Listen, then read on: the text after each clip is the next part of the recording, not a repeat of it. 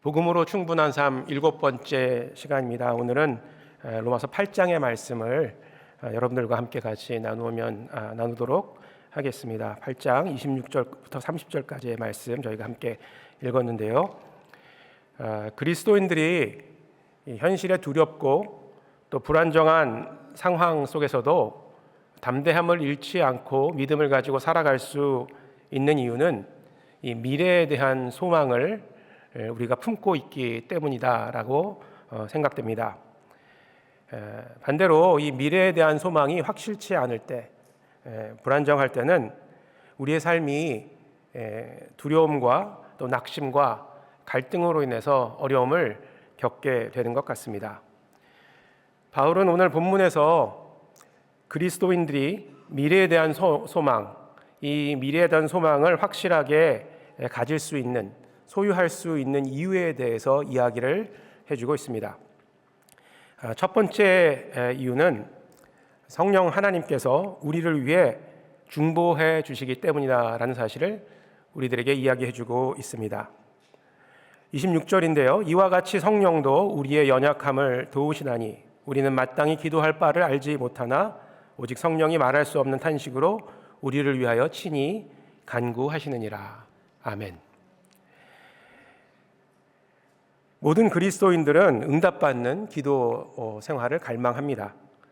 그런데 열심히 기도하지만 안타깝게도 우리가 원하는 대로 기도의 응답이 되지 않는 경우를 경험하게 됩니다. 응답이 거절되거나 또 우리가 생각했던 것과는 다른 방향으로 응답이 되는 경우들이 있습니다. 그 이유는 여러 가지 이유가 있을 테인데 그 중에서도 저는 하나님의 뜻이 아닌 내 뜻대로 기도하기 때문이 아닐까 이렇게 생각을 합니다. 야고보서 4장 3절 말씀에 보게 되면 구하여도 받지 못함은 정욕으로 쓰려고 잘못 구하기 때문이다 라고 이야기합니다. 하나님의 뜻 그리고 내 뜻이 평행선을 이룰 때 이때는 기도 응답을 받을 수 있는 길이 열리지 않게 됩니다. 해서 응답받는 기도 생활을 원하시는 분들은 하나님의 뜻에 맞는 기도를 드리실 수 있도록 내 뜻을 포기하고 하나님의 뜻에 따라 기도해야 합니다. 그러나 문제는 이 하나님의 뜻을 정확하게 알 수 없는 데 있습니다. 무엇이 과연 나를 향한 하나님의 뜻일까? 예를 들어서 어떤 일을 하기 위해서 올바른 방향을 선택하고 그 길로 나가야 하는데 하나님께서 정말 원하시는 방향이 어떤 것인지 모를 때가 있습니다. 내 생각과 경험으로는 오른쪽으로 가게 되면 성공할 것 같은데 내 주변에 있는 많은 분들은 왼쪽으로 가는 것이 좋겠다라고 권면하실 때가 있습니다. 이럴 때 우리는 많이 망설이고 주저하게 되죠. 하나님께서 길을 정확하게 이 길이다 이렇게 말씀해 주시면 참 좋은데 하나님은 직접적으로 이 길이다라고 이렇게 이야기해 주시지를 않습니다. 뭐 이런 거죠. 하나님 짜장면 먹으면 좋을까요? 짬뽕 먹으면 좋을까요? 이렇게 여쭤보는데 하나님은 그렇죠? 그게 중요한 것이 아니라 기쁘게 먹어라 이렇게 이야기해 주신다라는 것이죠. 예수님께서도 이렇게 말씀하셨죠. 내가 곧 길이요 진리요 생명이니 나로 말미암지 않고는 아버지께로 갈 자가 없느니라. 예수님께서는 길이 여기 있다라고 이렇게 이야기해 주신 것이 아니라 내가 곧 길이다라고 말씀을 하신 것입니다. 그래서 내 안에 있으면 아버지께로 갈 수 있다라는 그런 말씀을 해 주신 것이죠. 이런 순간을 우리가 맞이해야 될 때 해야 할 것은 이 주변의 사람들을 바라보는 것이 아니라 내 안에 내주하시는 성령님에게로 우리의 마음과 또 우리의 눈에 초점을 맞춰야 되는 것입니다. 이 성령님께 도움을 구하고 성령 하나님의 인도하심을 구해야 되는 것이죠. 내 안에 계신 성령님께 하나님의 뜻에 따라 바른 방향으로 나아갈 수 있도록 바른 방향을 결정할 수 있도록 인도해달라는 기도를 성령 하나님께 드려야 되는 것입니다. 우리가 간절한 마음으로 이러한 마음을 가지고 기도할 때 성령 하나님은 우리의 높아진 마음을 낮추어 주시고 또 겸손하게 하셔서 하나님의 뜻을 발견할 수 있도록 도와주십니다. 우리 주변의 환경을 바꿔주시는 것이 아니라 이 길로 가라 저 길로 가라 이렇게 말씀해 주시는 것이 아니라 우리의 마음을 낮추시고 겸손하게 만드셔서 나를 향한 하나님의 뜻이 어떤 것인가에 우리의 마음을 모으고 귀를 기울일 수 있도록 도와주신다라는 것입니다. 특별히 오늘 본문에서처럼 우리가 기도할 힘이 없어서 어떤 말을 해야 될지 모를 때, 무슨 말을 해야 될지 생각나지 않을 때에도 성령 하나님께서는 친히 우리를 위해서 간구해 주신다라는 것입니다. 그러므로 우리는 무엇을 기도할지 모르겠다라는 고민을 할 필요가 전혀 없는 것입니다. 성령 하나님은 우리의 답답한 마음조차도 이미 알고 계시기 때문에 그 우리의 마음속에 있는 소원을 이미 아시고 그 소원을 하나님께 기도해 주신다라는 것입니다. 말할 수 없는 탄식으로 우리를 위해 기도해 주시는 분이 바로 우리 안에 내주하시는 성령님이시기 때문에 우리가 미래에 대한 불안한 마음과 또 두려운 마음을 가질 필요가 없다라는 것을 오늘 사도 바울이 우리에게 이야기해 주고 있습니다. 두 번째, 우리가 미래에 대한 소망을 확실하게 붙들고 살아갈 수 있는 것은 하나님께서 모든 것이 합력하여서 선을 이루어 주시기 때문입니다. 로마서 8장 28절 말씀은 우리 모두가 아마 사랑하는 말씀이라고 생각이 되어집니다. 그리고 많은 분들이 이 말씀을 암송하고 계시죠. 선을 이루게 하신다라는 말씀. 이 선이란 말이 사실은 우리 기독교에서는 그렇게 많이 사용되는 말 같지는 않습니다. 오히려 이 선이란 말은 불교에서 더 많이 사용되는 말이기도 한데요. 이 선을 이루어 주신다라는 말씀은 우리가 이해하듯이 우리의 일상의 삶 가운데서 일어나는 여러 가지의 어려운 일들, 고난, 두려움, 낙심, 좌절, 이 모든 것들을 하나님께서 이끌어 가시고 인도하셔서 우리 삶의 모든 요소들을 하나님께서 이끌어 가셔서 우리에게 유익한 방향으로 바꾸어 주신다라는 의미로 우리가 이해하고 있습니다. 선하게 된다, 선을 이루어 주신다는 것은 지금은 어렵고 힘들지만 우리 현실의 삶은 답답하고 또 어렵고 되는 것이 없는 것처럼 느껴지지만 결과적으로는 하나님께서 우리 삶의 모든 요소를 하나님께서 사용하시어서 우리에게 유익한 방향으로 이끌어 주신다라는 그런 의미입니다. ESV 성경을 살펴보면 이 선이라는 단어를 God이란 말로 번역을 했습니다. 즉 선한 것은 좋은 것이고 또 선한 일은 좋은 일이라는 그런 의미일 것입니다. 그리스도인들에게 이 선한 일, 좋은 일은 과연 그러면 어떤 것일까요? 그리스도인들에게 선한 일은 단순히 이 물질적으로 부족함이 없고 또 인생에 고난과 불편함이 없는 평안한 상태를 유지하게끔 해주는 그런 일들만을 가리키는 것은 아닐 것입니다. 그래서 세상적인 기준에서 보면 그리스도인들에게 좋은 일은 세상 사람들에게는 어쩌면 좋은 일이 아닐 수도 있습니다. 반대로 세상에서 좋은 일로 여겨지는 것이 우리 그리스도인들에게는 그다지 좋은 일이 될 수 없는 경우도 있습니다. 일터에서 여러분들 성공하기 위해서 열심히 일하시죠. 우리가 삼터 사역에서는 이것을 생존의 탑과 성공의 탑을 쌓아간다라고 이렇게 표현을 합니다. 생존의 탑, 성공의 탑을 쌓는다고 이야기하죠. 이를 위해서 우리는 우리의 일터, 직장에서 우리의 능력을 과시하기도 하고요. 또 상대방을 이렇게 좀 짓밟고 또 이렇게 올라서기도 하고요. 또 멋진 우리의 스펙들을 포장하기 위해서 우리 자신을 좀 과장스럽게 포장하기도 합니다. 이런 일들은 세상에서는 지극히 당연한 일이고 자연스러운 일이죠. 그리고 더 열심히 할 수 있도록 그렇게 격려하기도 합니다. 성공을 위해서 최선을 다하는 삶, 이것은 매우 중요한 삶인데 이 세상적인 관점에서는 어떻게 보면 이것이 좋은 일이라고 볼 수도 있겠습니다. 그러나 이 그리스도인들에게 있어서는 자신의 성공을 위해서 상대방과 치열하게 경쟁하고 또 상대방을 속이고 때로는 또 스스로 피나게 노력하는 것, 스스로 성공하기 위해서 피나게 노력하는 것을 그저 좋은 일이다라고 그렇게 평가하지는 않습니다. 그리스도인들에게 있어서 중요한 것은 바로 성공이 아니라 성숙한 삶을 이루어 나가는 것, 그리고 이웃을 배려하고 또 나누며 섬김의 삶을 사는 것이 선하고 좋은 일이다, 이렇게 말할 수 있겠습니다. 선한 영향력을 우리가 미치면서 살아가는 삶, 이것이 좋은 일이고 선한 일인데 이것은 우리가 꼭 높은 곳에 올라가야지만, 탑 포지션에 올라가야지만 그런 선한 영향력을 베풀 수 있는 것은 아닙니다. 우리는 이 자신이 드러나기보다는 또 내 자신이 높아지기보다는 하나님의 이름이 더 드러나고 하나님의 이름이 더 높아지는 것이 더 중요한 것이 우리 삶의 모습입니다.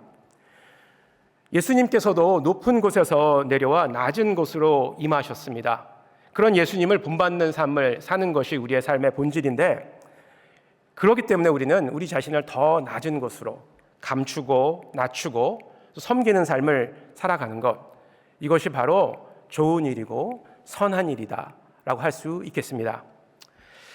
지난 40일 특세 기간 동안에 담임 목사님께서 그 하나님의 영광에 대한 말씀을 하셨던 것을 기억합니다. 하나님의 영광은 이렇게 설명을 해주셨던 것으로 제가 기억을 하는데, 하나님의 성품이 우리의 삶과 사역을 통해서 드러날 때, 그렇죠? 하나님의 성품이 우리의 삶과 사역을 통해서 드러날 때 하나님의 영광이 나타나는 것이고, 이 영광으로 물든 교회는 하나님의 성품이 충만한 교회이고, 또 그리고 그 하나님의 성품들이 이 세상을 향해서 흘러나가는 교회, 이 교회가 바로 영광으로 물든 교회다라는 말씀을 하셨던 것 같습니다. 이는 이 성령 충만한 삶과도 어찌 보면 동일한 원리라고 생각이 됩니다.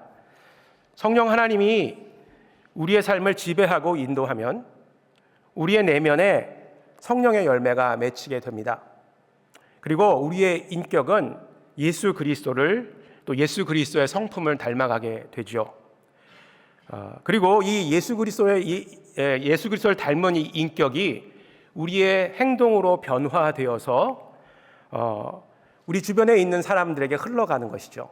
그래서 우리 주변에 있는 사람들을 사랑하고 또 그리스도의 사랑을 나누고 섬기는 삶을 살아가게 되는 것, 이것이 바로 그리스도인들이 추구하는 선한 영향력의 삶인 것입니다.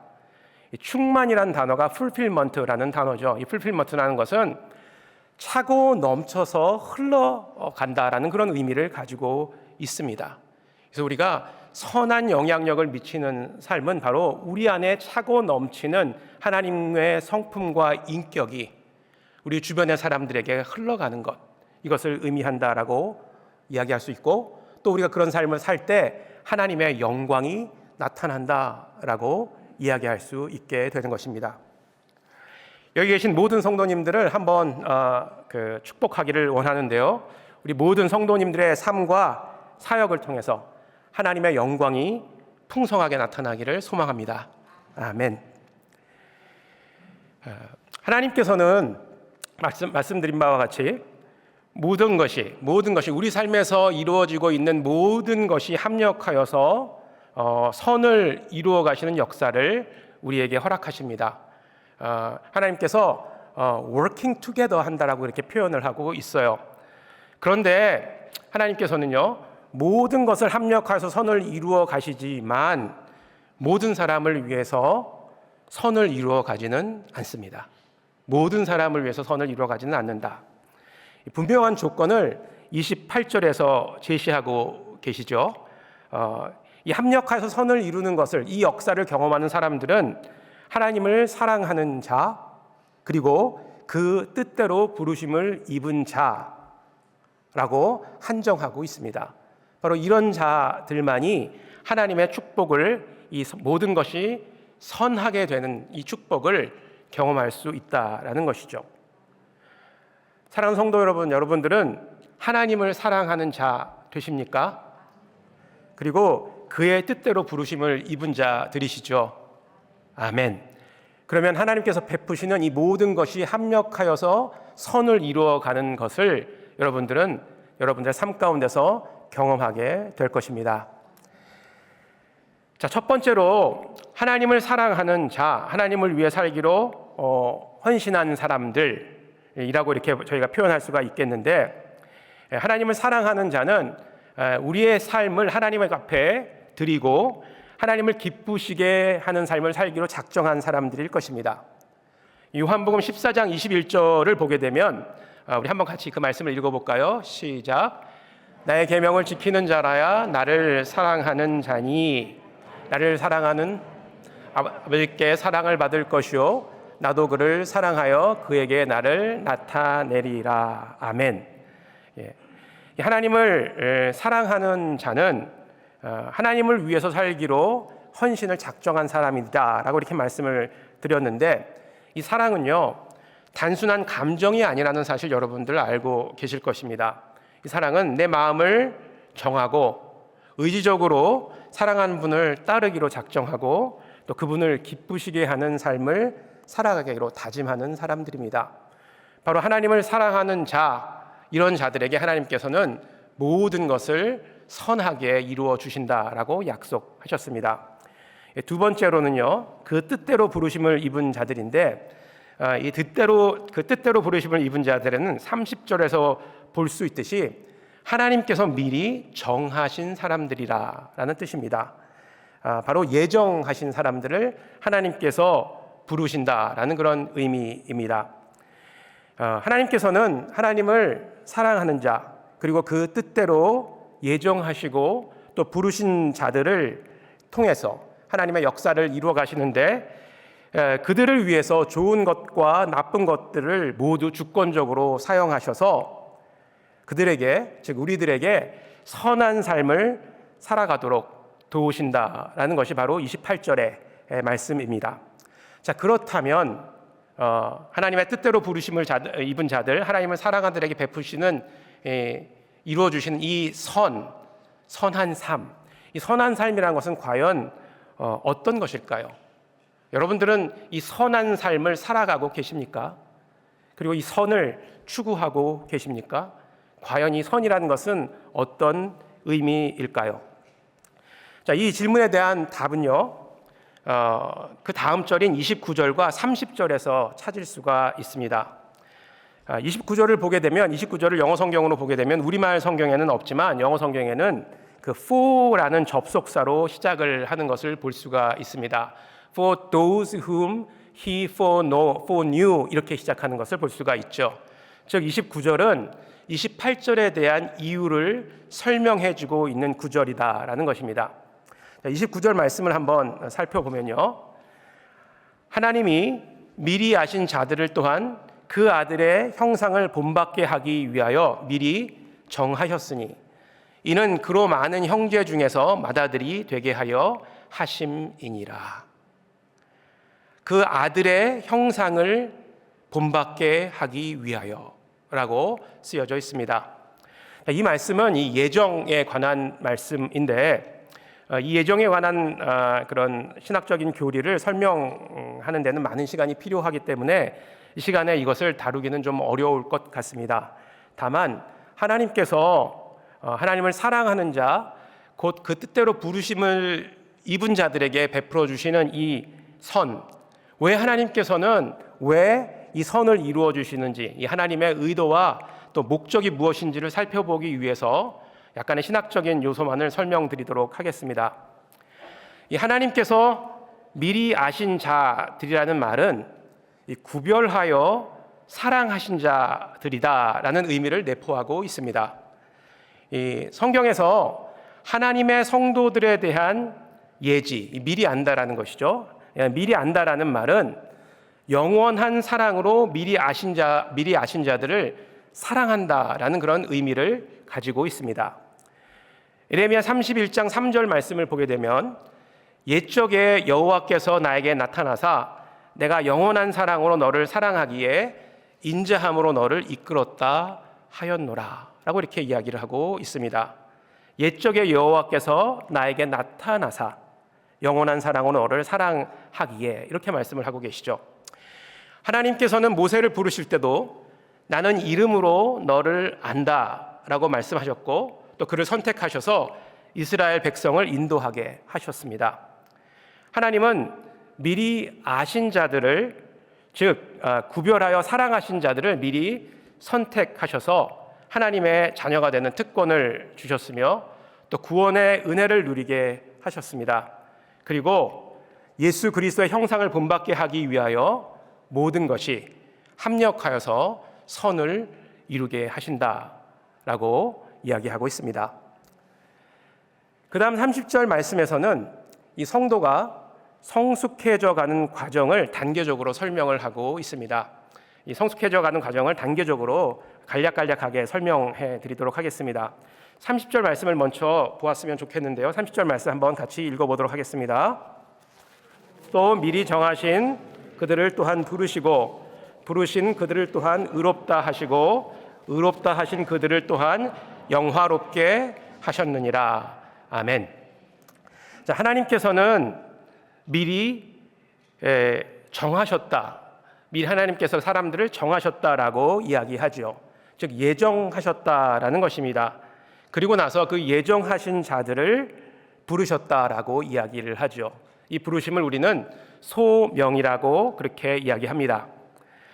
하나님께서는 우리를 예정하시고 부르셨는데 이는 우리가 어떤 특별한 자격이 있기 때문에 부르심을 받을 만한 특별한 어떤 그 위치가 되어졌기 때문에 우리를 하나님께서 선택하시고 부르신 것이 결코 아닙니다.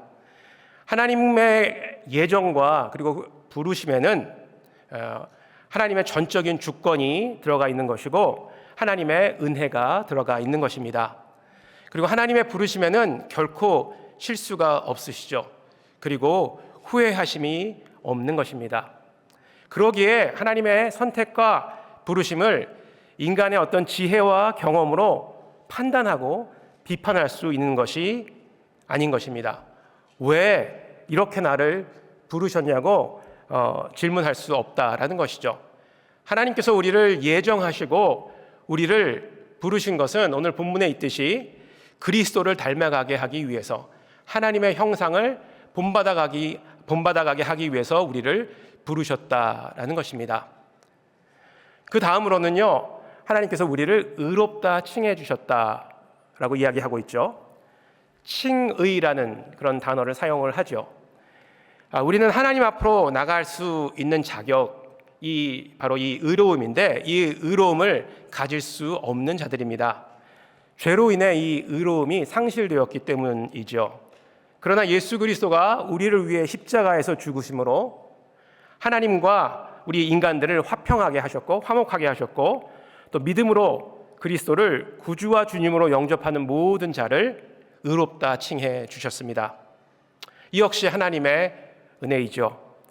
우리는 스스로 의롭게 될 수 있는 길을 우리가 만들 수는 없습니다. 그러나 우리를 위해 십자가에서 죽으신 예수 그리스도를 믿음으로 그 예수 그리스도를 나의 구주와 하나님으로 영접함으로 우리는 의롭다 칭함을 받을 수 있게 됩니다. 그리고 그 의롭다 칭함을 받은 모든 그리스도인들은 하나님의 예수 그리스도를 통해서 하나님의 은혜의 보좌 앞에 담대히 나갈 수 있게 되는 것입니다. 마지막으로 그리스도의 형상을 닮아가는 그런 과정을 우리는 성화라고 부릅니다. 그리고 이 성화의 과정을 통해서 궁극적으로 우리가 도달하는 것은 바로 하나님께서 우리를 영화롭게 해주시는 그런 곳입니다. 성도가 이 땅에서 추구해야 될 삶, 이것은 바로 예수 그리스도를 닮아가는 삶, 또 예수 그리스도를 닮아서 우리가 변화되고 성숙해가는 성화의 삶입니다. 이 과정은 어쩌면 평생 동안 이루어지는 것이라고 볼 수가 있습니다. 그리고 바울은 이 과정을 구원을 이루어가는 과정이다라고 이렇게 표현을 했습니다. 성화의 과정은 여러분도 경험하고 계시리라 믿는데 이 과정은 결코 평탄치가 않습니다. 굴곡이 있고요, 또 돌아가는 길도 있고, 때로는 좌절하기도 하고 낙담하기도 하고 또 두려움 속에서 일어나지 못하는 경우도 있습니다. 그러나 하나님께서는 그 모든 과정을 통해서 우리를 변화시키시고 성숙하게 하십니다. 예수 그리스도를 더 닮아가게끔 만들어 주신다라는 것입니다. 이스라엘은 이 광야에서 40년간의 시간을 보냈습니다. 저는 이 광야에서 보낸 40년간의 시간이 바로 하나님께서 그들에게 주신 성숙의 기회였었고 성화의 시간이었다라고 생각합니다. 그러나 그들은 이 성숙과 성화의 시간을 제대로 보내지 못했던 것, 여러분들도 아마 기억하고 계실 것입니다. 그래서 그들은 아직도 예수 그리스도를 구주와 하나님으로 인정하지 않고 있습니다. 여전히 자신들만이 선택받은 민족이라는 이 오만과 독선 가운데서 살아가고 있다라는 것이죠. 우리가 바로 이 온전한 성화의 과정, 성숙의 과정을 이루어가지 못할 때 일어나는 그런 우리들의 모습이 바로 이스라엘 백성들의 오만과 그런 교만한 그런 모습 속에서도 발견할 수 있게 되는 것입니다. 모든 것이 합력하게 하는 것, 이것이 바로 하나님의 주권과 섭리입니다. 이 모든 것이라는 것은 표현 그대로 우리 인생 가운데서 일어나는 희노애락의 모든 일을 포함합니다. 우리의 기쁨, 슬픔, 고난, 희생 등 인생에서 일어나고 있는 모든 일들을 하나님께서는 이용하셔서 우리를 향한 하나님의 뜻을 이루어 가고 계십니다. 이 성화의 과정을 통해서 궁극적으로는 하나님께서 우리를 영화롭게 하시는데, 이는 우리를 영광스러운 상태로 나가게 하신다라는 그런 의미를 가지고 있습니다. 우리는 이 땅에서 사는 동안 사실은 영광을 받을 수 있는 그런 존재가 아니죠. 오직 영광을 받으실 분은 한 분, 하나님이십니다. 그러므로 우리가 영화롭게 된다라는 것은요, 우리가 영광스러운 존재가 된다, 영광을 받을 수 있는 자격을 가진 존재가 된다라는 그런 의미는 아닐 것입니다. 그렇게 이해하기보다는 우리의 성품과 우리의 태도가 예수님을 닮아감으로, 또 성숙해지고 또 성화됨으로 우리의 삶과 사역을 통해서 하나님의 영광이 나타나는 그런 상태가 바로 우리가 영화롭게 되는 상태, 또 영광스러운 상태로 나가는 것을 의미한다라고 생각합니다. 그리스도인들은 스스로 높아질 수 있는 존재가 결코 아닙니다. 그렇기 때문에 우리는 스스로에게 영광을 돌려서는 안 됩니다. 우리가 영광을 돌릴 수 있는 유일한 분은 바로 하나님이십니다. 그렇기 때문에 우리가 우리의 삶을 통해서 하나님께 영광을 올려드리기 위해서는 우리는 더 낮은 곳으로, 더 보이지 않는 곳으로 내려가야 합니다. 더 겸손해야 되고, 더 하나님을 사랑해야 되고, 더 하나님의 뜻에 순종하는 삶을 살려고 노력할 때만이 우리의 삶을 통해서 하나님의 영광이 나타나게 될 것입니다. 말씀을 정리하겠습니다. 하나님께서는 우리의 일상 가운데서 일어나는 모든 것을 사용하셔서 우리의 마음을 가르치시고 또 겸손하게 하시고 또 갈고 닦으셔서 예수 그리스도를 닮게 만드십니다. 이 과정을 신학적인 용어로 말씀드린 바와 같이 성화라고 이야기를 합니다. 그리고 다른 말로는 오늘 본문에서 말한 선을 이루신다라는 표현을 사용하여서 우리들에게 깨우침을 주고 계십니다. 선을 이루어간다라는 것은, 즉 선이라는 것은 다름 아닌 우리의 인격과 성품이 변화되고 성숙하게 되는 것을 의미합니다. 하나님께서 하나님을 사랑하는 자, 그 뜻대로 부르심을 입은 자들을 부르셔서 선을 이루어 가시는 것은 예수 그리스도의 성품을 닮아가는 자들로 만들기 위함입니다. 그러므로 하나님께서는 우리의 삶의 모든 형편을 사용하셔서 우리가 선한 삶을 살아갈 수 있도록, 즉 예수 그리스도를 닮아가는 삶을 살아갈 수 있도록 만들어 주신다라는 것입니다. 이것이 저와 여러분들에게 주신 하나님의 축복인 것입니다. 하나님은 궁극적으로 우리를 예수님처럼 사랑스럽고 또 존귀하고 지혜롭고 굳세고 선하게 만들어 가십니다. 할렐루야. 여러분들 그런 소망을 가지고 하루하루를 살아가고 계십니까? 비록 내 삶이 지금은 답답하고 어렵고 또 빛이 안 보이는 것 같지만, 어글리하고 정말 냄새나고 또 추한 것 같지만, 여러분들 하나님께서 이 모든 것들을 사용하셔서 선을 이루어 주실 것을 믿습니까? 하나님께서 예수 그리스도를 닮은 모습으로 나를 변화시키고 지혜롭고 고귀하고 또 사랑스러운 그런 존재로 만들어 주실 것을 확신하십니까? 그렇다면 우리의 삶이 지금 어렵고 힘들고 소망이 보이지 않는다 할지라도 낙담하고 낙심할 필요가 없는 것입니다. 결코 포기할 필요가 없는 것입니다. 기도할 것이 없다고 하여서, 기도할 말이 생각나지 않는다고 해서 좌절할 필요가 없는 것입니다. 왜냐하면 성령 하나님께서 그런 우리의 모습을 이미 아시고 우리를 위해서 친히 간구해 주시기 때문입니다. 그리고 모든 것이 합력하여서 선을 이루어 주시기 때문입니다. 아직은 우리가 공사 중입니다. 그러나 하나님께서는 이 공사 중인 우리들을 변화시키시고 또 새롭게 만드실 것을 믿습니다. 그리고 하나님의 손길이 우리를 붙들고 인도하신다는 사실을 믿는다면 우리는 우리의 삶 전체를 그 하나님의 선하신 손길 위에 맡겨야 될 것입니다. 그리고 날마다 순종과 섬김의 삶을 살아감으로 하나님을 기쁘시게 하고 하나님을 영화롭게 하는 그런 삶을 살아가는 우리 모든 성도님들이 되시기를 주의 이름으로 축원합니다.